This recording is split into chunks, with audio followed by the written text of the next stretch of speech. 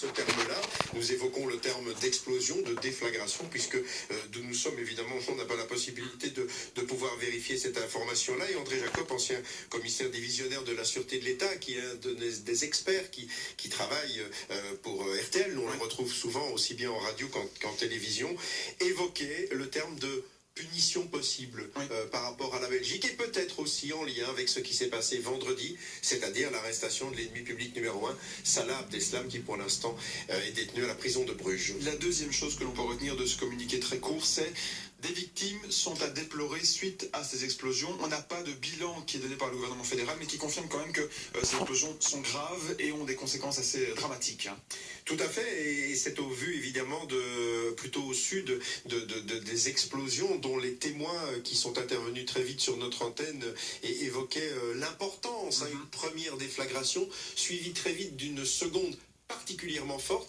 Il y a de cela une quinzaine de minutes, Olivier, vous précisiez qu'il y a peut-être encore des engins explosifs qui pourraient se trouver à l'aéroport, raison pour laquelle évidemment il y a un périmètre de sécurité très très important qui tient aussi éloigné nos reporters qui sont sur place. Il y a aussi cette évocation de tirs possibles selon certains témoins, de cris en arabe qui ont précédé ces déflagrations. Ce sont toutes des informations qui nous proviennent évidemment de façon partielle des gens qui entrent en contact avec notre rédaction. On a un SMS qui nous arrive, Mickaël, qui dit « Mes enfants sont à l'école à proximité ». Alors je ne sais pas si c'est à proximité de l'aéroport ou de la station de métro. Les mesures de sécurité sont renforcées. On ne peut pas aller les chercher. Voilà ce qui nous arrive pour l'instant. Continuez à témoigner par SMS au 3323. Ce serait plutôt dans le centre de Bruxelles. À mon avis, autour de l'aéroport de Bruxelles. C'est vrai qu'il n'y en a pas beaucoup. Et donc l'OCAM vient de fixer le niveau de la menace à 4. Les autorités politiques vont définir des mesures concrètes de sécurité. Conseil national de sécurité qui doit se tenir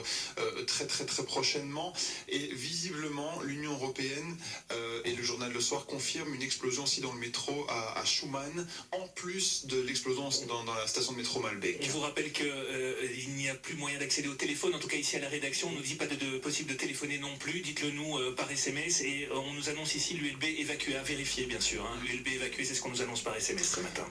Évidemment, ce qu'il faut redouter quelque part, c'est qu'il y ait une sorte de panique qui s'installe et elle est bien compréhensible, évidemment.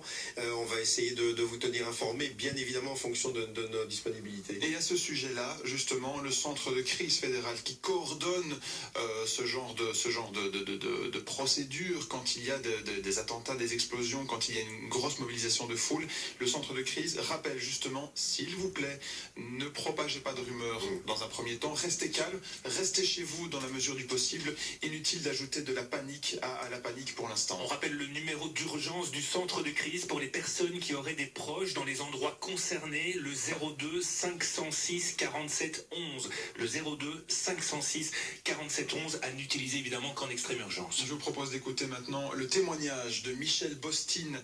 Il travaille, lui, du côté de l'aéroport de Charleroi. Un témoignage recueilli par Nathalie Pierrat pour Bel RTL. Ça fait peur. Quand on a appris ça, bon, on voyait déjà l'armée